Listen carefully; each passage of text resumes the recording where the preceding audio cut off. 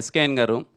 SKN గారి గురించి దూరం నుంచి చూసేటప్పుడు అరే చాలా చలాకీగా ఉన్నారు, చాలా బాగా మాట్లాడుతున్నారు, ఈ వ్యక్తి చాలా యాక్టివ్గా ఉన్నాడు, తిరుగుతున్నారు అనిపించేది. ఆయనతో సినిమా చేస్తూ ఆయన దగ్గరగా చూసినప్పుడు నాకు అర్థమైన విషయం ఏంటంటే చాలా అంటే చాలా సెన్సిటివ్ వ్యక్తి అనమాట. అంటే సెట్లోకి వచ్చి సినిమా జరుగుతుంటే ఎంత ఖర్చు అవుతుంది ఏంటి అనేదానికన్నా ఆయన నాతో ఈ 70 రోజుల పరిచయంలో ఎప్పుడు కలిసినా ఆయన అనే మాట ఏంటి అంటే, అవన్నీ కాదు భయ్య, మనం సినిమా హిట్ కొట్టాలి, మనం ప్యాషన్తో వర్క్ చేయాలి, మనం చాలా అంటే చాలా పెద్ద హిట్ కొడితే కానీ మన సినిమా బయటికి రావద్దు, దానికి ఎంత ఖర్చు అయినా పర్లేదు, ఎలా అయినా పర్లేదు అని చెప్పి ఎంత మోటివేటెడ్గా ఉంటాడంటే అది మాకు కూడా యాజ్ యాక్టర్గా కానీ మాకు చిన్న ఎగ్జైట్మెంట్ వచ్చేదనమాట. మీకు ఒక విషయం చెప్పాలి, ఇప్పుడు గుర్తుందా సాంగ్ మేము తీసేసాము.